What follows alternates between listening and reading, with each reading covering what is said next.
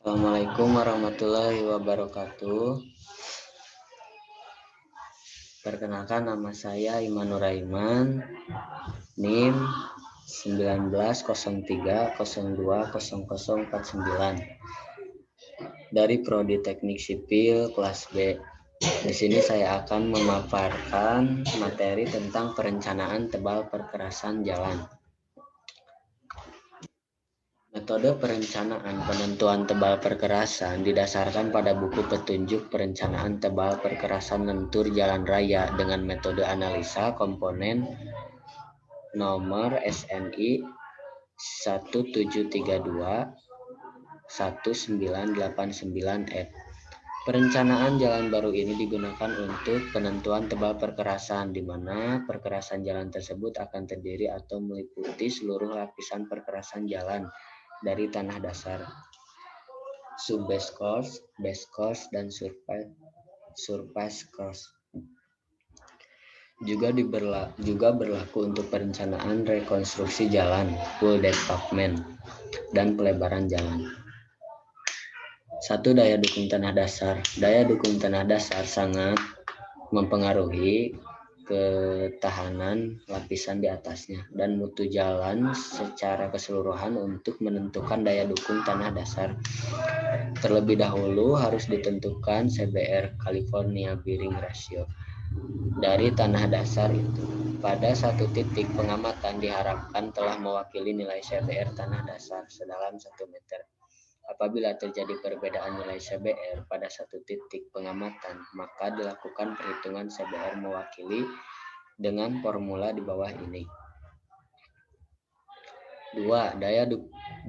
Faktor regional. Faktor regional ditentukan oleh beberapa hal, yaitu pertama, keadaan iklim, kedua, persentase kendaraan berat lebih dari 5 ton, 3, derajat kemiringan memanjang jalan, 3, lebar jalan dan jumlah lajur lalu lintas. Lebar perkerasan jalan ditentukan dari jumlah lajur yang direncanakan, seperti yang ada di tabel yang telah saya paparkan. 4. Volume lalu lintas. Untuk perencanaan jalan diperlukan suatu kemampuan memperkirakan volume lalu lintas yang diharapkan melewati suatu jalur jalan.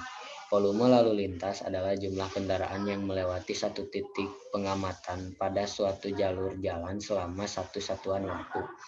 Untuk mendapatkan volume lalu lintas dilakukan survei volume lalu lintas. Survei volume lalu lintas dilakukan selama 3 kali 24 jam atau 3 kali 16 jam terus-menerus dari hari Selasa sampai dengan Kamis dan bukan hari libur.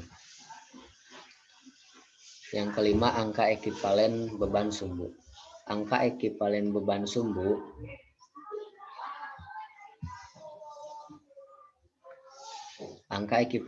sumbu kendaraan adalah angka yang menyatakan perbandingan tingkat kerusakan yang ditimbulkan oleh suatu lalu lintas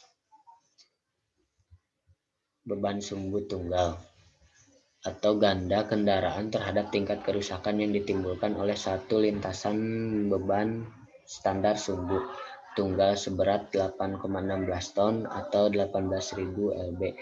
Angka ekivalen masing-masing golongan beban sumbu setiap kendaraan ditentukan menurut rumus di bawah ini. E sama dengan K L per 8,16 dikali K dipangkatkan sama 4, di mana L sama dengan beban sumbu kendaraan, K sama dengan 1 dibagi sumbu untuk sumbu tunggal, kedua sama dengan 0,086 dibagi untuk sumbu tandem, 0,021 untuk sumbu triple.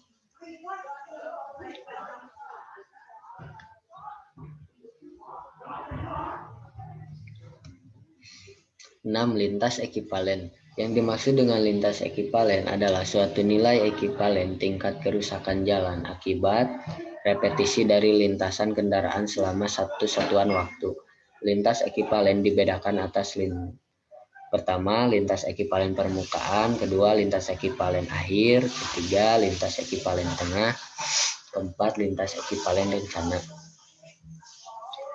Yang ketujuh, indeks permukaan. Indeks permukaan atau disingkat dengan IP ini menyatakan nilai dari pada kerataan atau kehalusan serta kekokohan permukaan yang bertalian dengan tingkat pelayanan bagi lalu lintas yang lewat. Indeks permukaan ini diukur dari kemampuan pelayanan atau service ability suatu jalan berdasarkan pengamatan kondisi jalan, meliputi kerusakan-kerusakan seperti retak-retak, alur, lubang, kekasaran, permukaan, dan lain sebagainya yang terjadi selama umur pelayanan.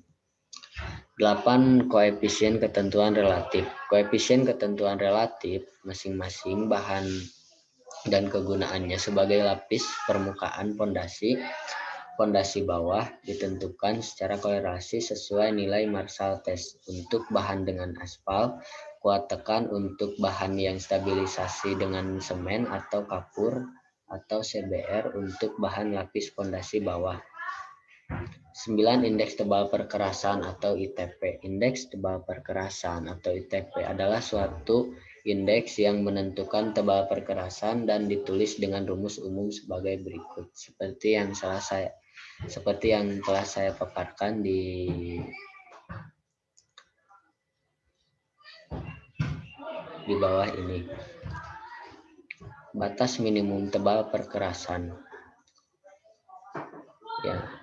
A. Lapis permukaan bisa dilihat di tabel yang telah saya paparkan. B. Untuk lapis pondasi bisa dilihat dari tabel yang setelah saya paparkan.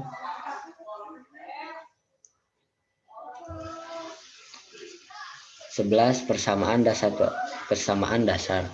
Persamaan dasar yang digunakan oleh metode analisa komponen adalah dengan rumus sebagai berikut, di mana LER lintas ekivalen rencana, ITP indeks tebal perkerasan, IPO indeks permukaan pada awal umum rencana, IPT indeks permukaan pada akhir umum rencana, FR faktor regional, DDT daya dukung tanah.